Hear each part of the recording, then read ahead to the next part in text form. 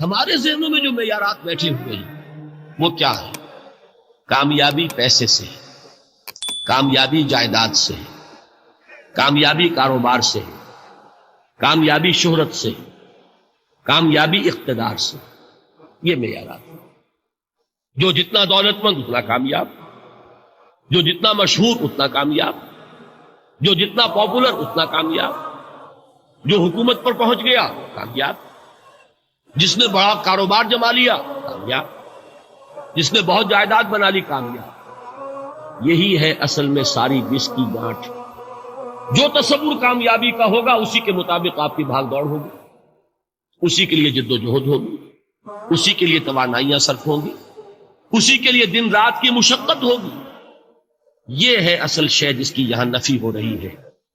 کامیابی دولت سے نہیں، کامیابی شہرت سے نہیں، کامیابی اقتدار اور طاقت اور حکومت سے نہیں، بلکہ کامیابی ہے ایمان سے، عمل صالح سے، تواصی بالحق سے، تواصی بالصبر سے. آپ غور کیجئے اس نقطہ نظر کا، اس ایٹیچیوڈ کا، یہ جو مینٹل ایٹیچیوڈ ہے اس کا بدل جانا ہی انسانی شخصیت کے اندر انقلاب برپا کرے. اب آپ کا نتیجہ کیا نکلا؟ اگر تو دولت سے کامیابی ہوتی تو قارون بہت کامیاب تھا، اگر حکومت سے کامیابی ہوتی تو فرعون اور نمرود بہت کامیاب تھا. کامیابی ان سے نہیں. کامیابی انسان دولت میں قارون کی دولت تک پہنچ جائے اور دنیا میں دبدبہ اور اقتدار اور سلطنت اور حکومت کے اعتبار سے وہ نمرود اور فرعون کا مقام حاصل کر لے، وہ ناکام ہے، خائب ہے، خاسر ہے، برباد ہے. اور ابو ذر غفاری کامیاب ہے، چاہے ان کے پاس کچھ نہیں، جھونپڑی تک نہیں، کوئی گھر نہیں. حضور نے فرمایا ہے اللہ کے کچھ بندے ایسے ہوتے ہیں جو کسی محفل میں جانا چاہیں تو انہیں اجازت نہ ملے، جو کہیں اگر رشتہ کرنا چاہے کوئی ان سے رشتہ کرنے کو تیار، کہیں کوئی سفارش کرنا چاہے تو ان کی کوئی بات ہی نہ سنے. لیکن اللہ کے ہاں ان کا وہ مقام ہے کہ اگر بھولے سے بھی کسی بات پر قسم کھا بیٹھتے تو اللہ ان کی قسم کی لاج رکھتا. یہ ہے فرق. یہ جان لیجیے اچھی طرح. اس بات کا مان لینا آسان، اس پر سبحان اللہ کہنا آسان، لیکن اس کے مطابق آپ کے اپنے ذہن کا بدل جانا بہت مشکل. اس لیے کہ ہم متاثر ہوتے ہیں اپنے ماحول سے. وہ بڑا محل ہے، دیکھ کر ایک دفعہ جھجری آتی، وہ بڑی سی 20 فٹ لمبی کار سناٹے کے ساتھ آپ کے پاس سے گزر گئی. ایک دفعہ اعصاب کے اندر ارتعاش ہوتا، محسوس ہوتا ہے بڑے یہ نصیبے والے لوگ ہیں، بڑے خوش نصیب، بڑے کامیاب. حالانکہ کچھ معلوم نہیں کہ یہی سب سے بڑی بد نصیبی ہو سکتا ہے، کہ یہی سب سے بڑی ناکامی. اگر ذہنوں میں یہ بات بیٹھ جائے کامیابی کس شے سے.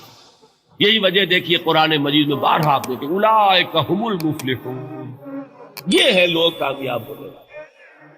آج ہی آپ نے نماز میں وہ آیات سنی، یا ایھا الذین آمنوا ارکعوا واسجدوا واعبدوا ربکم وافعلوا الخیر لعلکم تفلحون. اے ایمان والو، رکوع کرو، سجدہ کرو، اپنے رب کی پرستش اور بندگی کرو اور اچھے کام کرو تاکہ تم کامیاب ہو جاؤ. تو کامیابی کن چیزوں سے ہے؟ یہ ہے سب سے بڑا سبق. یہ ہمارے دل میں اگر بات بیٹھ جائے، ٹھک جائے، تو زندگی بدل جائے گی. صبح و شام بدل جائیں گے، نقشے بدل جائیں گے، بھاگ دوڑ کا رنگ بدل جائے گا، ویلیو سٹرکچر بدل جائے گا. آج وہ ایک چیز نہایت اہم نظر آ رہی ہے، کل نہایت غیر اہم نظر آئے گی. جیسے کہ حضور کی حدیث ہے مالی ولی دنیا، مجھے تمہاری اس دنیا سے کیا سروکار.